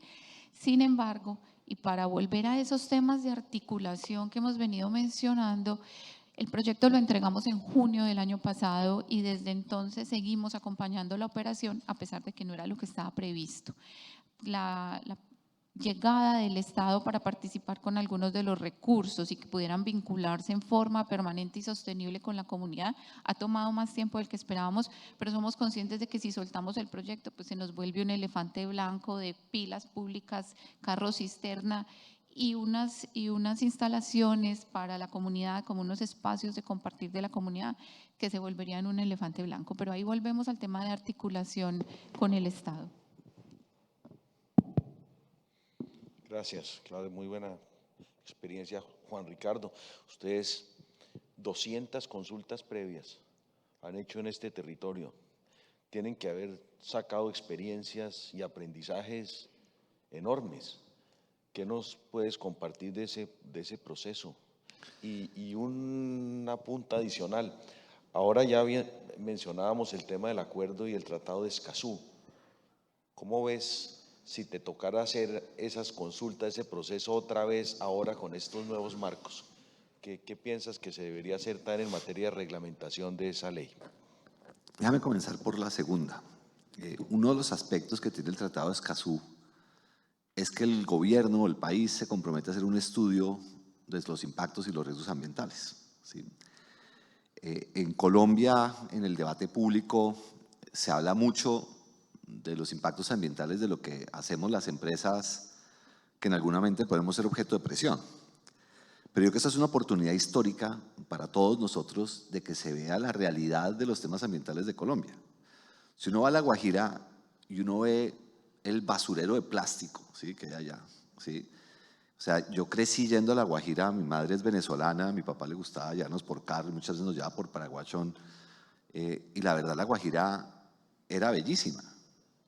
Lo que yo veo hoy en día es un basurero, ¿sí? O sea, no hay una mata, un cardo que no tenga un plástico pegado. O sea, eso, ahí la situación de deterioro ambiental es enorme y eso pasa en muchas partes del país. O sea, si uno mira, hay un estudio dramático en el año 2014 que hizo la Universidad Nacional de la contaminación de mercurio del río Cauca por la minería ilegal.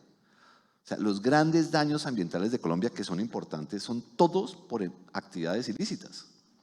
¿Sí? En Puerto Inírida, en toda esa parte que es bellísima, también la minería del coltán. O sea, si aquí la gente entendiera que estas empresas, los impactos ambientales que generan son mínimos y en algunos casos, creo yo, genuinamente pueden ser hasta virtuosas. Los corredores que se pueden generar alrededor de las servidumbres de la infraestructura de transmisión pueden ser espacios protegidos como lo hace ISA con el jaguar, como lo podemos hacer todos con las especies nativas. Nosotros en Tesalia, que yo creo que es uno de los temas bonitos de comunicar y de entender, el grupo no solamente trabajó con un apoyo gigantesco al ejército que desminó 7.000 hectáreas, sino que se logró hacer una infraestructura en páramo llevando las torres en helicóptero sin afectar los frailejones. Trasplantamos 400 frailejones, sobrevivieron más del 95%.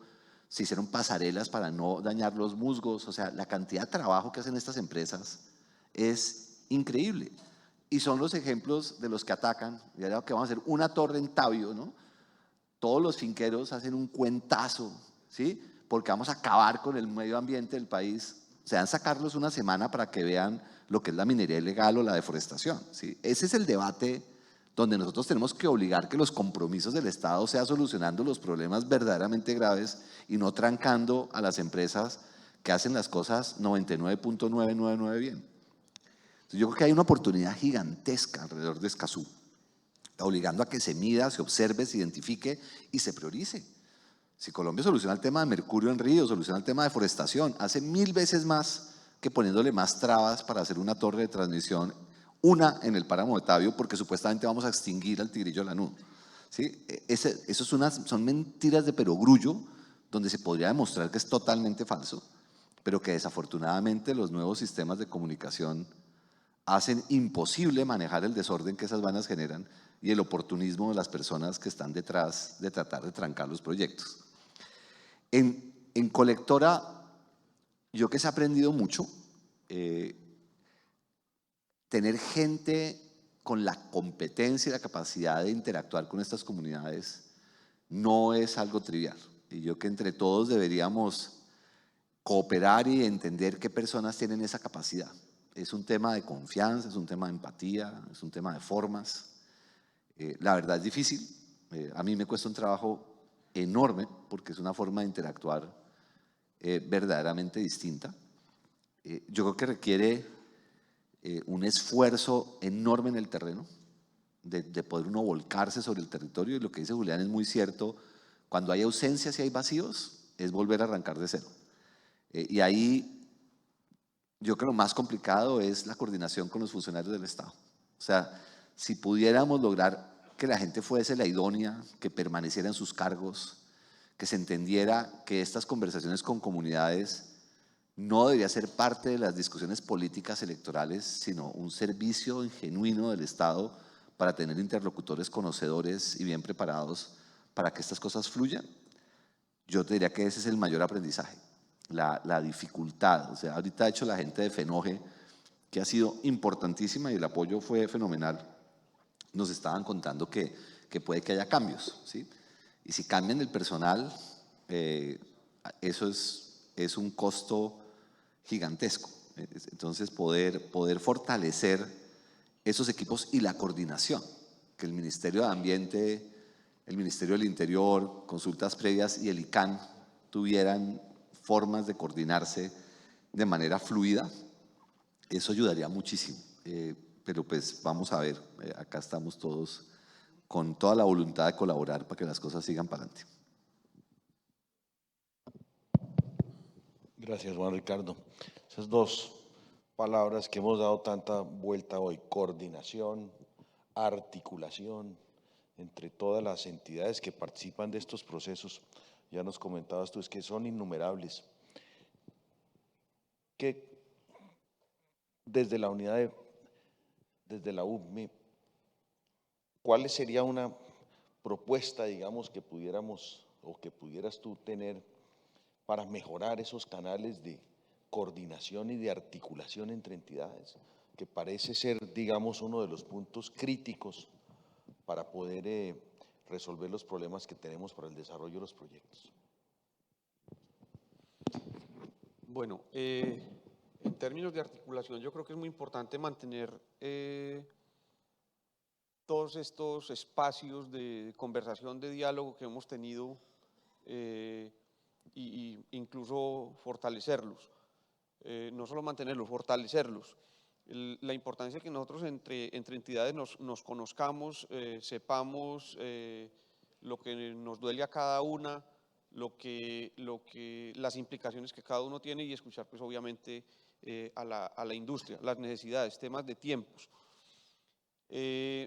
Esto, pues como les digo, hay unos espacios que ya están establecidos, pero yo creo que tenemos que hablar más y ver esto que estamos conversando, llevarlo a las demás entidades. Nosotros desde el Ministerio, desde la UME, reconocemos, recogemos todo ese dolor, porque pues tenemos las interventorías, esto en sitio. Fuera de eso vemos las implicaciones desde el punto de vista eléctrico y las angustias que tenemos en la misma prestación del servicio.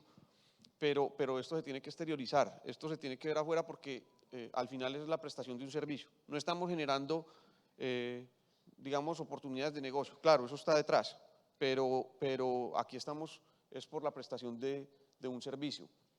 Entonces, esto hay que hacerlo ver.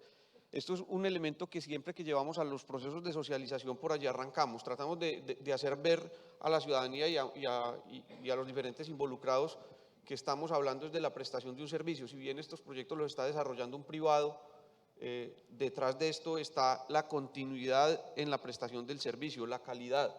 Entonces es algo importante que debe tener en cuenta o debemos tener en cuenta todos.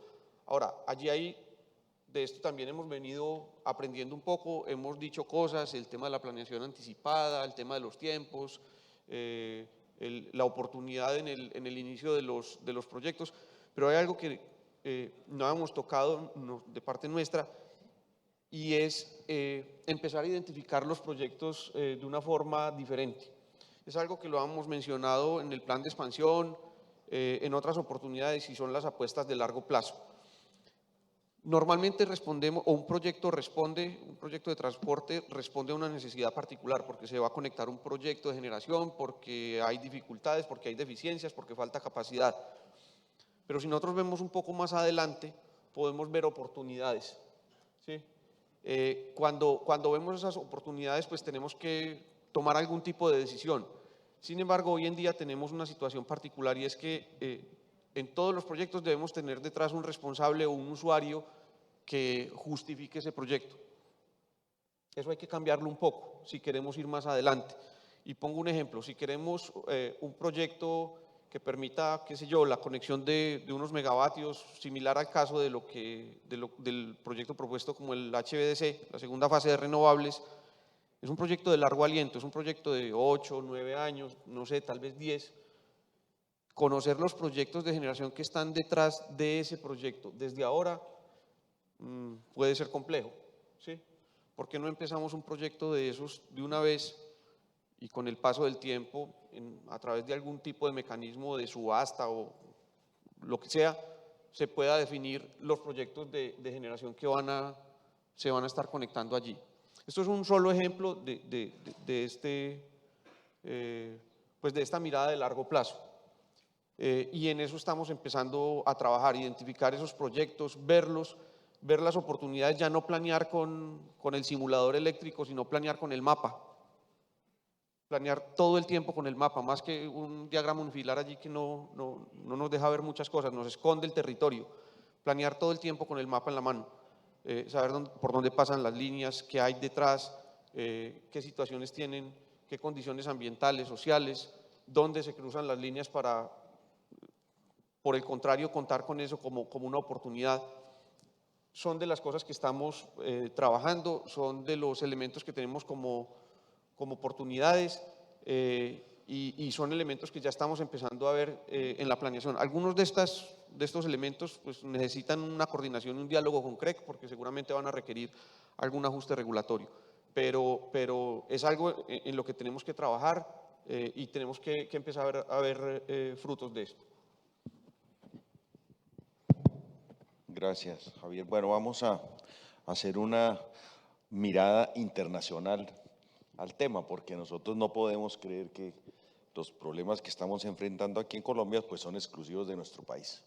Y en otros países se han adoptado marcos de actuación, decisiones que quizás han sido positivas. Y yo creo que todos ustedes tienen experiencias o cosas que creen que pudiéramos adoptar también aquí en Colombia. En particular, yo creo que en algunos países se ha previsto que los proyectos cuando salgan a las convocatorias o cuando salgan para ya ser entregados a los desarrolladores, pues tienen determinados grados de maduración. En algunos países incluso se entregan los proyectos ya licenciados o con procesos de consultas avanzados, una serie de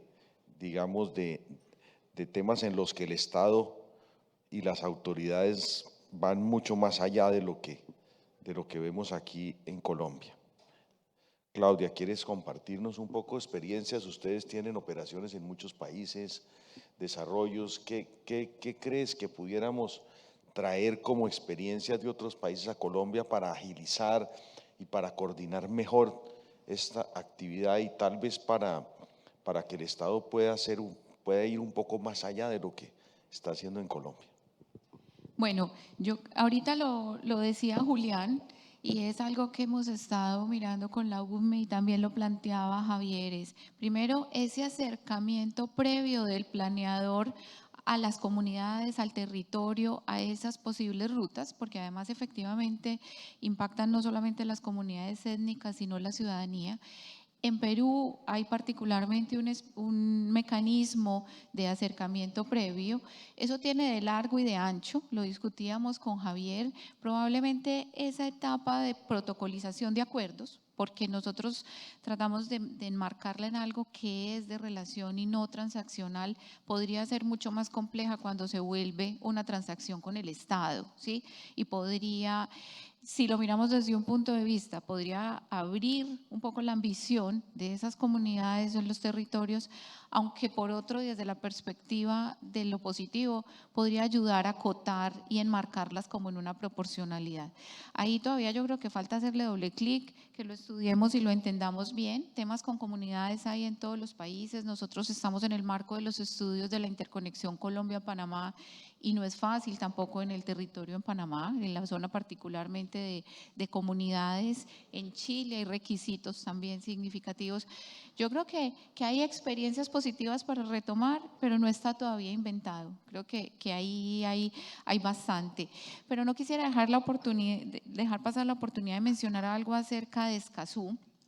Yo creo que es una oportunidad real, creo que hay aspectos positivos y que nos demanda organizarnos. Creo que desde el punto de vista de lo positivo y el hecho de que dé la posibilidad de tener acceso a la justicia, o que uno de sus pilares sea ese acceso a la justicia para denunciar los delitos ambientales, podría verse bien. Como decía Juan Ricardo, yo les conté ahora, en la recta final de la conexión Costa Caribe subimos 25 metros una torre y estando un mes de entrar hicimos un sobrevuelo por todo el recorrido de la línea.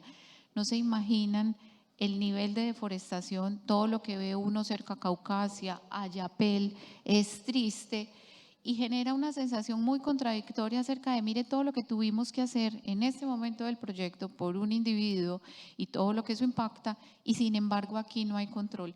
Entonces si vemos Escazú desde lo positivo, hay acceso probablemente a que sea una herramienta en esa línea, sin embargo tiene unos riesgos ya si no se acota, si no se reglamenta, si no se definen unos criterios de oportunidad y proporcionalidad en la participación. Tampoco podemos dejar una puerta abierta para que en una recta final, en una etapa final del proyecto, alguien la levante la mano y se oponga después de que hay una inversión y un proceso largo. Y retomo Escazú precisamente porque estamos hablando de un acuerdo internacional, pero internamente tendremos que ser muy rigurosos en cómo reglamentar, principalmente diría yo, en esos dos temas de oportunidad y proporcionalidad.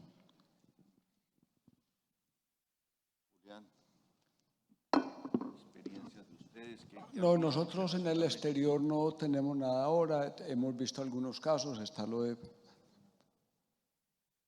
Perú que contó Claudia muy bien, es una especie como de las obras por impuestos, donde a la sociedad le va bien y al ejecutor le va bien también, lo que conté arriba en Panamá que le entregan la licencia, es definiciones, dónde nos queremos centrar y qué es lo que hay que hacer para poder acelerar. Javier dijo muy claro, mire que hay unas líneas que llevamos 7 años esperando y faltan 2 años más o 3 años más. Entonces, ¿qué podemos hacer para disminuir los tiempos? Eso es colaboración de la totalidad de las entidades para poder lograr, porque lo que falta, no sabía lo del meta, que faltan 700 metros para poder entrar una línea. Eso no, como que no le cabe en la cabeza. Y no sé si es del grupo de energía o de quién es, y de pronto muy de buenas que no les han robado cable, porque nosotros en algunas zonas nos han robado cable 4 y 5 veces ya. Entonces, lo otro es la situación social, sí, que se viven en algunos departamentos que aprovechan cualquier oportunidad, nos desmantelan y es volver a empezar. Y no es la desmantelada de poner el cable, sino volver a cuadrar con las comunidades que vamos a pasar el cable. Entonces, es un retroceso. Entonces, lo que hay que mirar eso. Entonces, nosotros aquí en Colombia es cómo nos queremos parar. Me parece algo que voy a aprovechar, que tengo el micrófono para no soltarlo rápido, es la coordinación. Ahora es cómo hacemos la coordinación en La Guajira. Veo a Marcelo que se acabó de retirar. Venga, Germán, no se vaya que esto mejora.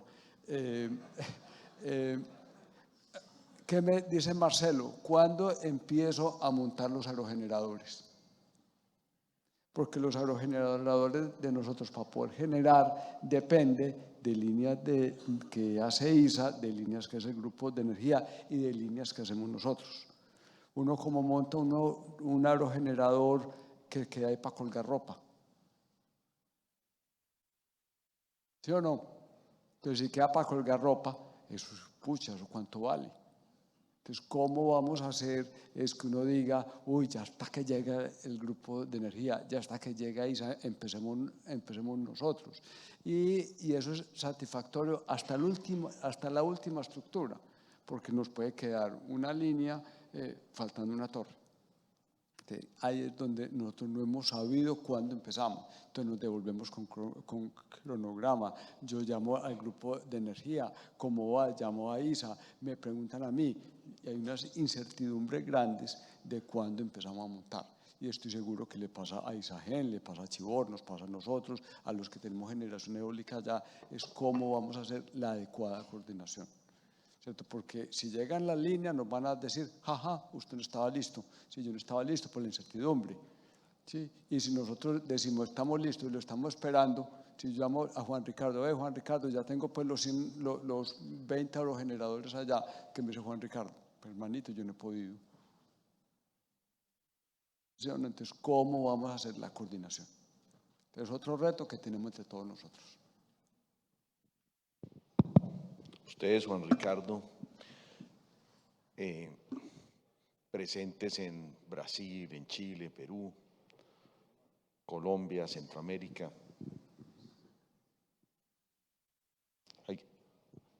Hay en estos países maneras de coordinar, de gestionar, de acelerar, de desarrollar de una manera distinta los proyectos que valdría la pena que miráramos acá. ¿Ustedes han visto algo que valga la pena replicar en Colombia?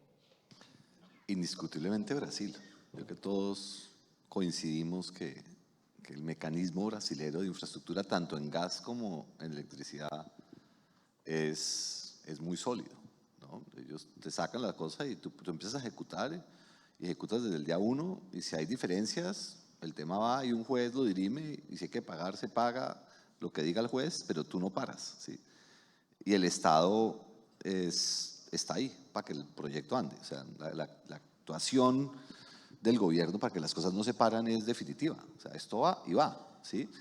Y acá yo creo que tenemos un problema gigantesco en que no logramos que las autoridades entiendan que es una cosa de interés nacional, o sea, que está en juego la estabilidad de un sistema del cual depende muchísima gente en el país. Entonces uno tiene un alcalde que de repente dice yo no, y se rancha en no, y puede, no le pasa absolutamente nada, que eso es lo que es particularmente estresante, ¿no?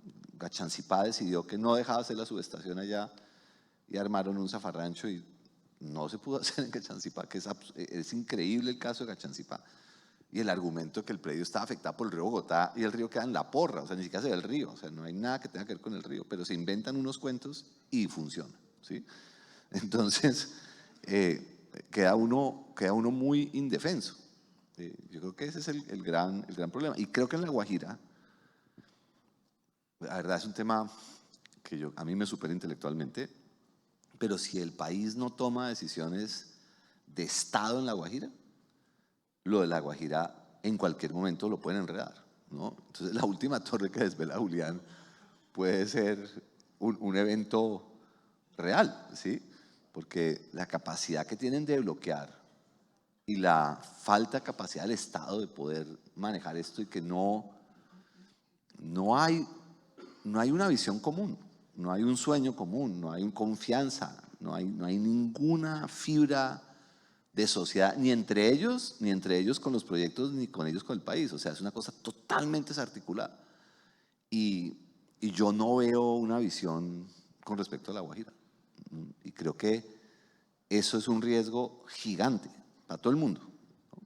Y yo creo que es uno de los temas que sería valiosísimo que tantas mentes inteligentes pudieran en algún momento decir, oiga, hagamos esto como país. O sea, pero es un tema mucho más grande que los proyectos. Nosotros no podemos resolver el tema de narcotráfico, seguridad, violencia, falta de servicios, falta de oportunidades económicas, falta de actividad.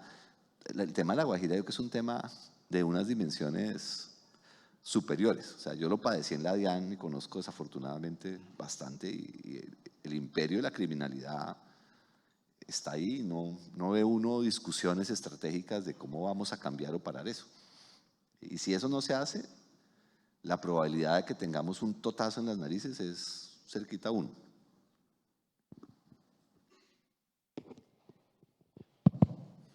Gracias. Bueno, tenemos unos 5 minutos ya para terminar nuestro panel, y bueno, pues hay muchos temas que no hemos abordado, pero me gustaría, ya que tenemos un par de minutos cada uno, pues hacer una reflexión final sobre lo que ustedes creen que sería, digamos, la decisión o digamos, la solución más, digamos, prioritaria y relevante que debería adoptarse para poder acelerar nuestros proyectos de infraestructura en todos los ámbitos. Si quieres, comencemos contigo, Clau.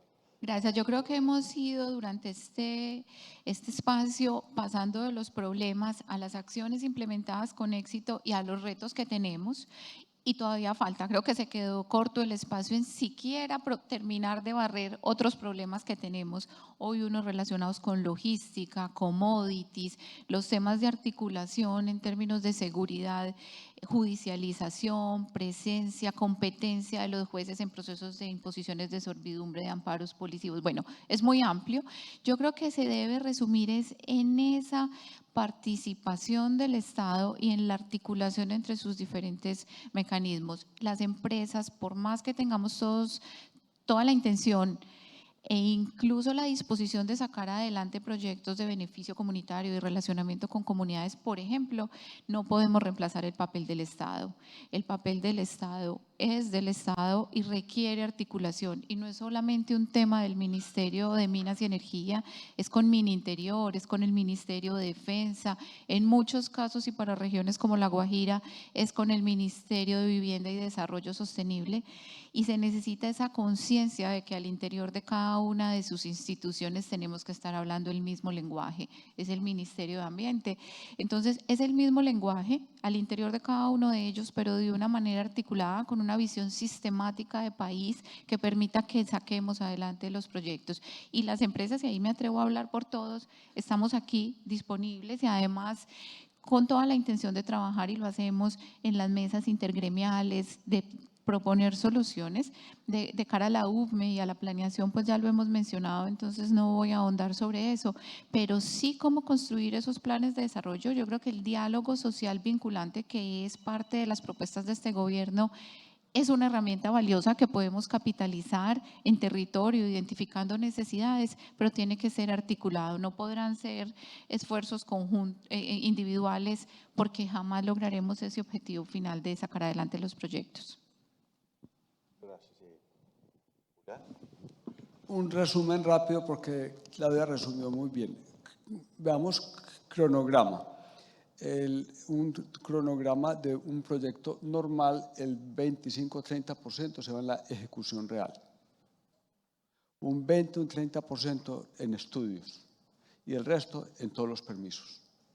Entonces, si no hay una articulación, cuando el proyecto entra bien. Si no hay una articulación, estos tiempos están aumentando mucho. Necesitamos acompañamiento del Estado, que trabajemos, que entiendan que nosotros queremos hacer bien hechas las cosas, hacemos bien hechas las cosas para poder disminuir los tiempos. Y en costos tenemos proyectos que los fierros, como digo yo, valen el 30 al 40% y el 60% social ambiental. ¿Y ese costo quién lo paga? La tarifa.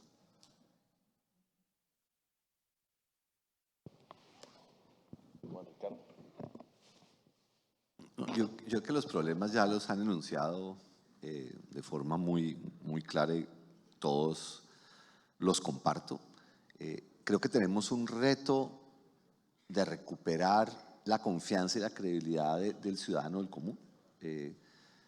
Creo que podemos mejorar en el tema de servidumbres. Yo creo que las imposiciones de servidumbres no es un mecanismo virtuoso, particularmente con pequeños propietarios. Creo que judicializamos más cosas de las que deberíamos judicializar.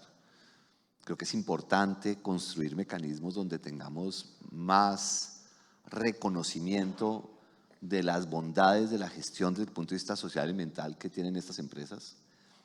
A lo largo de mi vida profesional, donde siempre he encontrado gente que admiro profundamente y que consideraría como personas a emular, es este sector. Yo creo que Colombia aquí tiene un activo valiosísimo y creo que tenemos una oportunidad histórica porque este sector es el protagonista de los próximos 30 años. Y a pesar de que tenemos retos, yo creo que si pudiéramos unir a todo el mundo, aquí hay buenos contratistas, industriales, empresas, tenemos presencia en toda América Latina, podemos ser literalmente una potencia de México a Chile. Creo que este gobierno genera una oportunidad con el tema de la integración energética latinoamericana y creo que toda la discusión de llevarle a la gente oportunidades y soluciones distintas con energía distribuida nos abre espacios nuevos que yo creo que hay que capitalizar. Y si pudiéramos unirnos y ver que esta puede ser la década del sector, yo creo que ahí es donde tenemos el lugar donde podemos hacia adelante construir cosas. Yo soy soñador y creo que el horizonte del sector es fuera de serie. Y creo que es lo mejor que tiene Colombia, o sea, sin temor a decirlo yo, que lo que ha logrado la gente que ha construido el sector energético colombiano es el pilar sobre el que Colombia puede hacer un brinco al futuro. Tenemos retos. Yo creo que el reto más grande es que el Estado se volviera de verdad un aliado y que nos viera como aliados y poder construir esa confianza y tener la gente, que hay gente muy competente, pero desafortunadamente en los operadores hay un montón de política que creo que no ayuda en ese sector. Creo que en ese sector se podría mover a una cosa mucho más técnica donde los funcionarios duraran a través de los gobiernos, que no tuvieran que barrer, ¿no? Todas esas entidades. Particularmente yo creo que el Ministerio del Interior, la parte política prevalece demasiado y eso hace un costo gigantesco, pero yo creo que es un diálogo que con tu ayuda, con seguridad, podremos entre todos avanzar.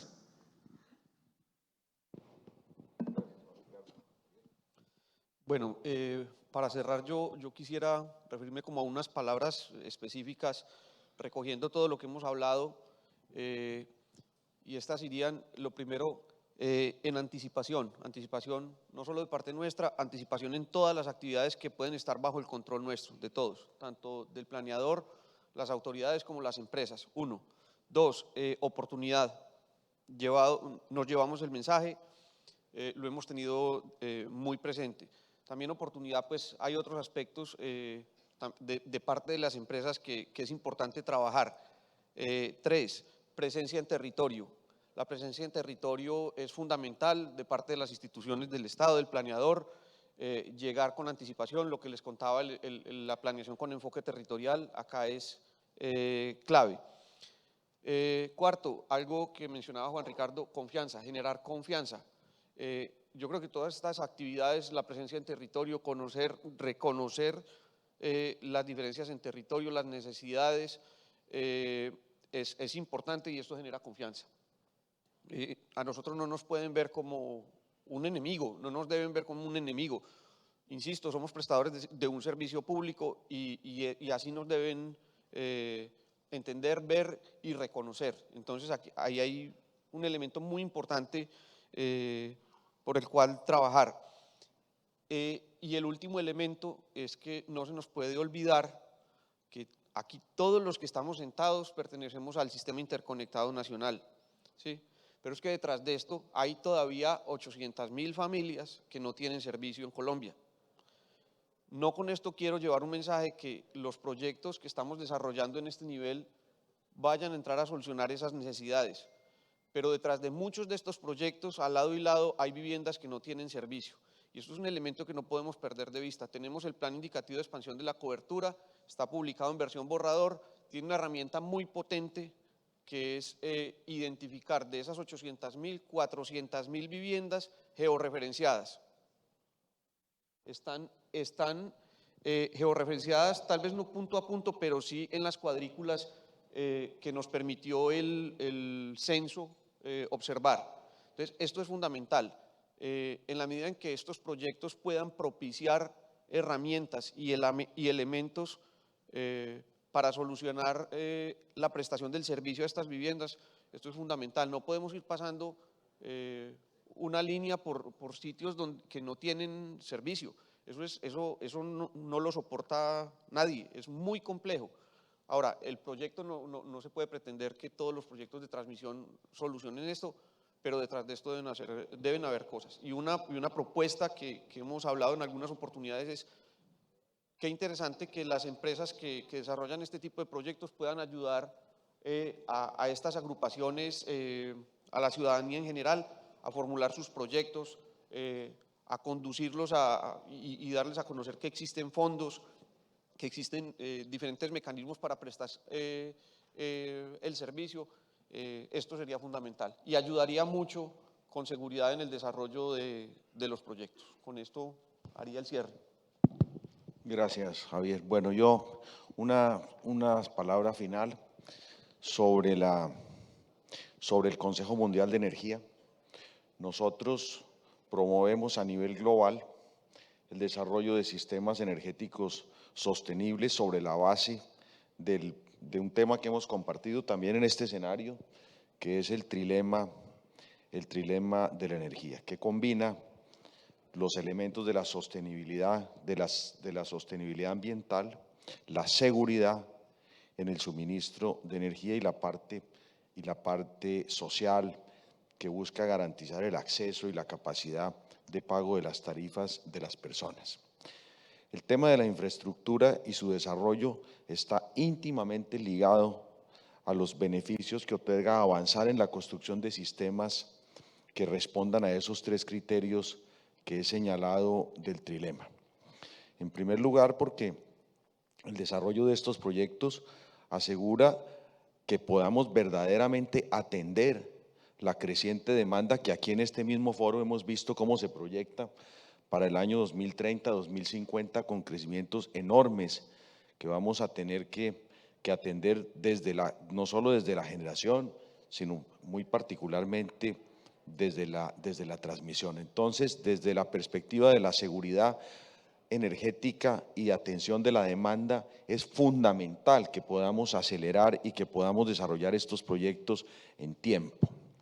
En segundo lugar, desde la perspectiva de la sostenibilidad ambiental, desarrollar estos proyectos es lo que nos va a permitir conectar las nuevas generaciones de energías renovables que se distribuyen a lo largo y ancho del país, pero particularmente en la costa Caribe, de tal manera que nosotros, si no somos capaces de impulsar a tiempo estos proyectos, difícilmente vamos a poder incorporar esas nuevas tecnologías a nuestra matriz e impactar de una manera muy positiva lo que puede ser el balance de energías renovables en Colombia.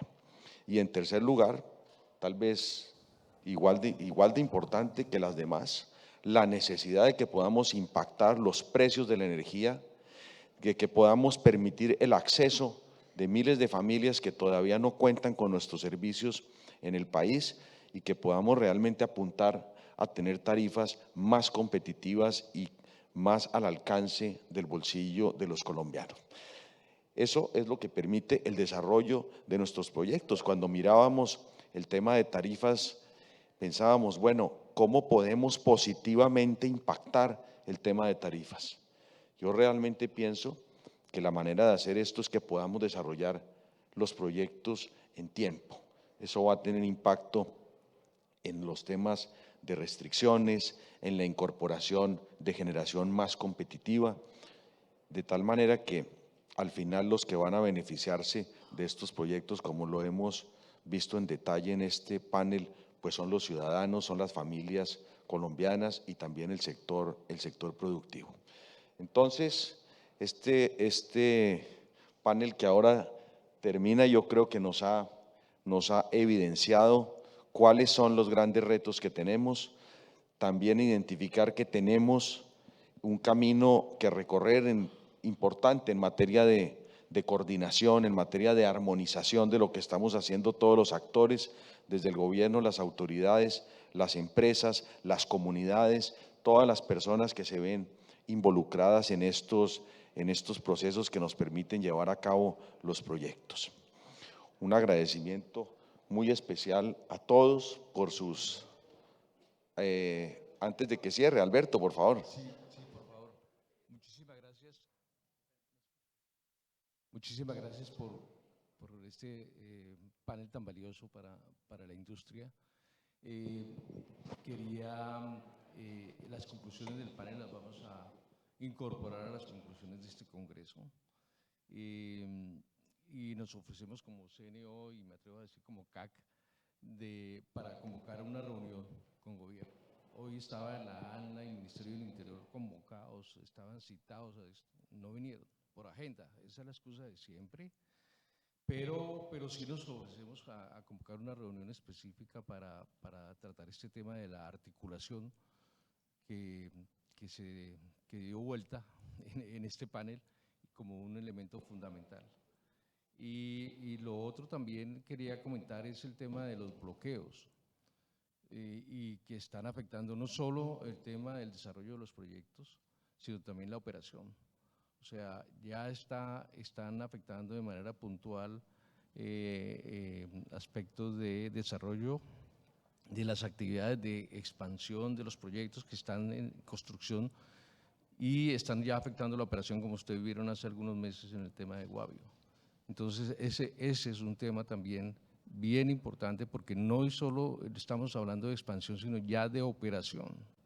Entonces, eso es muy delicado desde el punto de vista no solo del control de la operación del sistema, sino también desde el punto de vista de demanda no atendida. Y eso estamos jugando ya con fuego, porque jugar con la demanda de esa forma es muy delicado. Entonces, muchísimas gracias a ustedes por las conclusiones que las vamos a incorporar. No, muchísimas gracias a ustedes por invitarnos. Creo que ha sido un gusto compartir este espacio y espero que para todos haya sido de interés las experiencias y reflexiones que hemos hecho en este rato. Muchas gracias a todos. Muchísimas gracias.